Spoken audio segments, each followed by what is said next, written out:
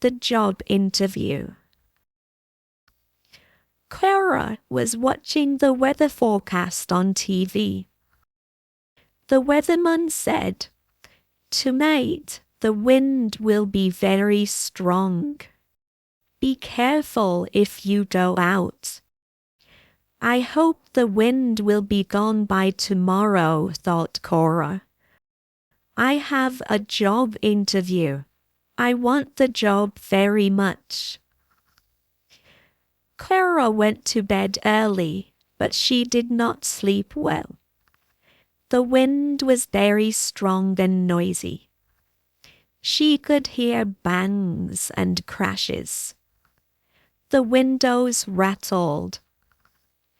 After a while, the wind died down, but Cora still couldn't sleep.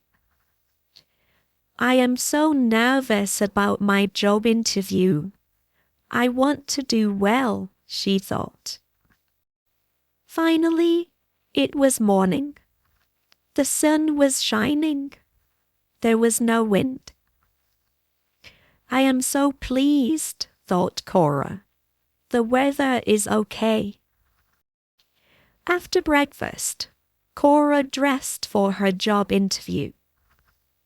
She put on her best two-piece suit and high-heeled shoes. She spent a long time doing her hair and makeup. Cora lived in an old farmhouse. There was a long driveway from the road to the house. She got into her car. "Do I have everything?" "Yes, I have my CV. I have my phone. I have my wallet. I have the address of the company I want to work at." Cora drove down the driveway. She stopped the car quickly. There was a big tree lying across the driveway. There was no room to drive her car onto the road. Cora jumped out of her car and ran to the tree. "Oh no, that tree fell over in the wind. What can I do?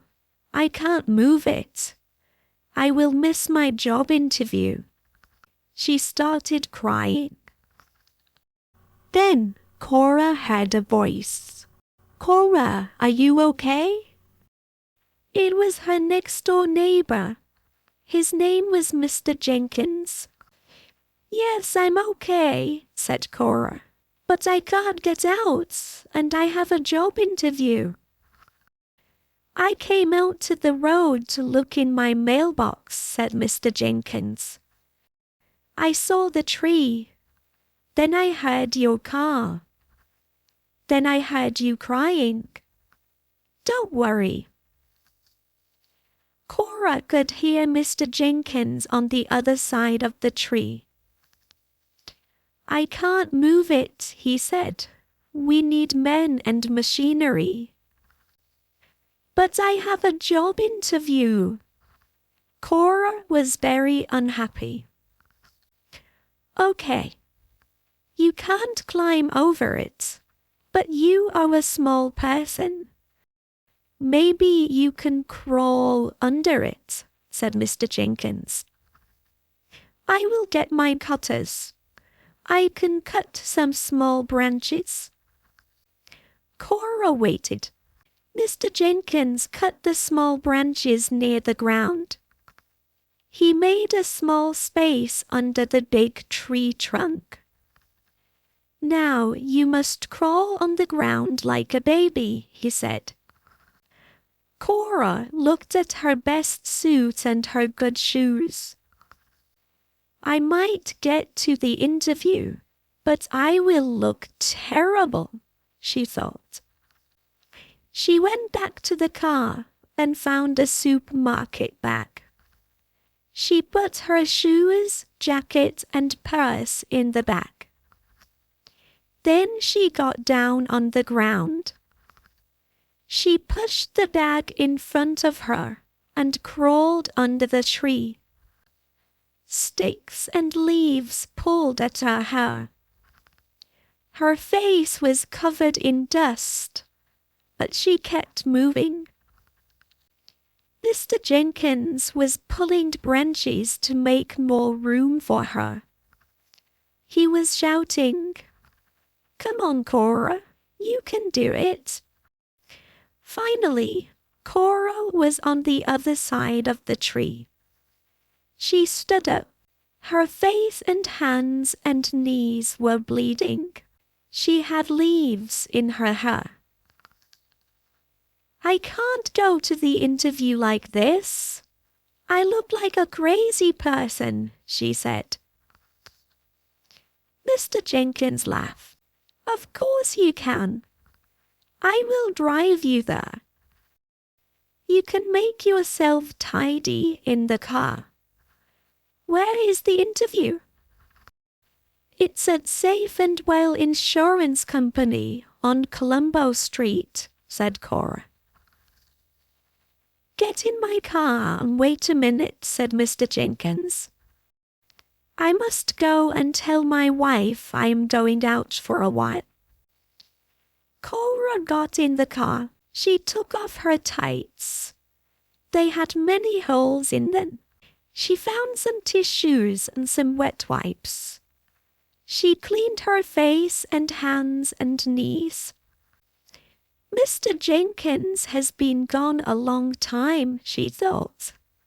"I will be late. It doesn't matter.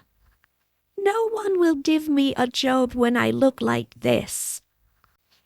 Mr. Jenkins came back. He jumped into the car. "Thank you, Mr. Jenkins," said Cora. "But I give up. I don't want to go. I can't get this job." "Don't worry," he said.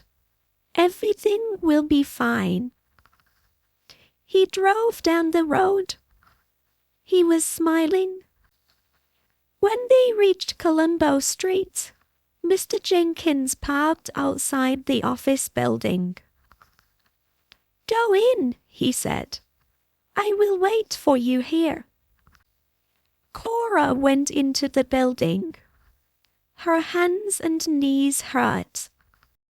She felt very bad. She went to the front desk. "My name is Cora Forrester," she said. "I have an interview with Miss Fargo." The receptionist looked at her strangely.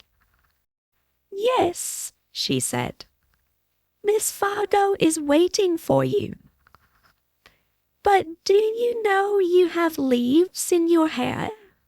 Can I help you take them out?" "Yes, please," said Cora. The receptionist stood up and came from behind her desk. She took the leaves and small pieces of wood out of Cora's hair. "That's better," she said. "Miss Fargo's office is down the hall. Her name is on the door." Cora went to the office and knocked on the door. "Come in," said Miss Fargo. A beautiful, smart woman was waiting for her. "You are Cora," she said. Yes. Sit down. You have the job," said Miss Fargo. "What?" Cora could not believe it.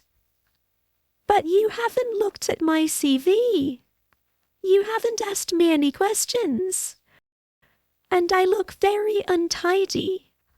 I look very bad.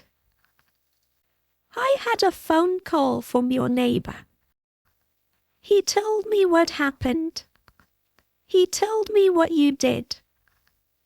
You must want this job very much. So that means I want to hire you." The end. Hope you have enjoyed the reading. Don't forget to like and subscribe to the channel. And find more fascinating and exciting stories from the description below the video.